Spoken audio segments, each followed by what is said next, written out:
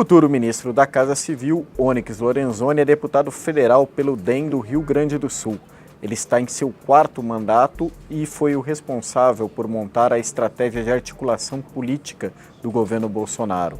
A ideia é negociar com bancadas e não mais com partidos. Ele é veterinário e, na sua atuação no Congresso, focou sempre o combate à corrupção. Participou de comissões parlamentares de inquérito e foi relator do projeto das 10 medidas do Ministério Público. No entanto, o Onyx confessou no ano passado ter recebido Caixa 2 da JBS no ano de 2014. Isto fez com que a sua imagem ficasse um pouco desgastada e ele submergiu ao baixo clero. Volta agora a ter poder, como nunca teve antes, inclusive sendo um dos principais ministros de Bolsonaro. Quem vai ocupar o Ministério da Agricultura é a deputada Tereza Cristina. Atualmente, ela é a presidente da Frente Parlamentar Agropecuária, mais conhecida como Bancada Ruralista. Ela é do DEM, que já tem outros 2 ministros, embora o partido diga que não teve influência nessa nomeação. A nomeação da Tereza Cristina, ela é creditada a uma escolha que o presidente eleito Jair Bolsonaro tem feito de ouvir as bancadas temáticas, nesse caso, a bancada ruralista. E ainda tem o benefício de ser uma mulher. O presidente eleito vinha sendo pressionado, cobrado por não ter nenhuma mulher no governo, e aí apareceu a Tereza Cristina. Futuro ministro da Cidadania, Osmar Terra, era ministro de Michel Temer até abril, quando voltou à Câmara em busca de um novo mandato de deputado federal. Ele é do MDB do Rio Grande do Sul. A pasta da cidadania é uma pasta nova que reúne as áreas de desenvolvimento social, na qual Osmar Terra já trabalhou, cultura e esporte. O ministro tem uma postura muito restritiva em relação às drogas, é contrário à legalização e defende endurecimento de legislação. Na área da cultura, há questionamentos dentro do governo, dos quais o ministro compartilha, relativos à Lei Rouanet, que deve ter várias alterações no governo Bolsonaro. No governo Temer, como ministro do Desenvolvimento Social, foi responsável por um pente fino em programas sociais, essencialmente o Bolsa Família. Com isso, várias famílias foram retiradas do cadastro por não cumprirem mais os requisitos e, segundo os dados do governo, hoje a fila de pessoas aguardando o benefício está zerada.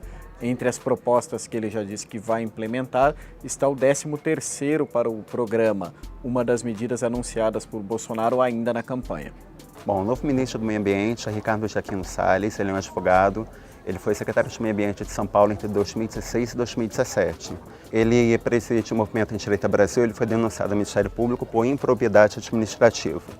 Entre os seus principais desafios estão avaliar, com o presidente eleito Jair Bolsonaro, se o Brasil permanecerá no Acordo Climático de Paris, um acordo que tem mais de 190 países, se ele vai ter que ver se ele vai continuar comprometido com as metas de redução de emissões que o Brasil apresentou desde a cúpula de Copenhague. Outro desafio também que ele tem é reduzir o desmatamento na Amazônia, principalmente no Cerrado, e por último, a fiscalização de unidades de conservação.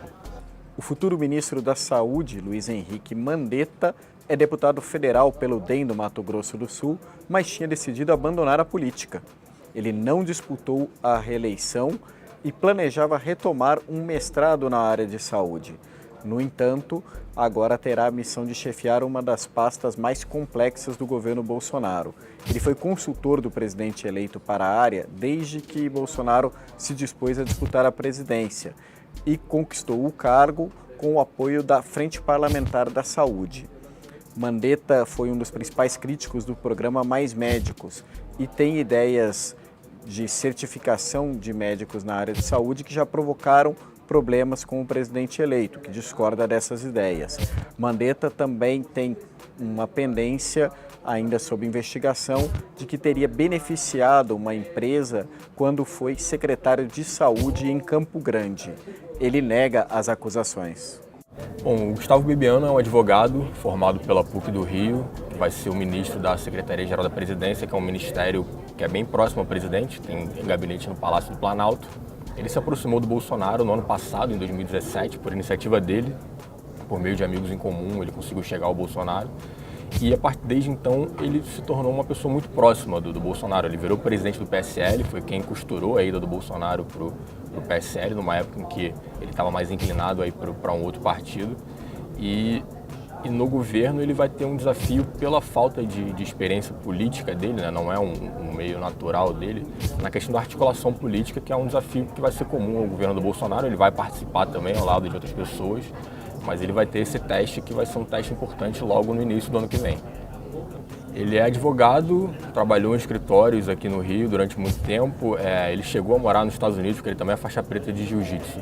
Ele chegou a dar aula em Miami de jiu-jitsu, enfim, voltou para cá para trabalhar em escritórios também, até essa aproximação dele com o Bolsonaro. Ele chegou a defender o Bolsonaro também em alguns processos no STF. O deputado federal Marcelo Álvaro Antônio é do PSL de Minas Gerais, o partido do presidente eleito Jair Bolsonaro. Marcelo Álvaro Antônio é da bancada evangélica e não tem uma experiência na área de turismo. Ele é político profissional, foi vereador em Belo Horizonte e foi reeleito agora para o segundo mandato como um dos mais votados. Sua nomeação atende à bancada evangélica, mas não é considerada como suficiente por este grupo.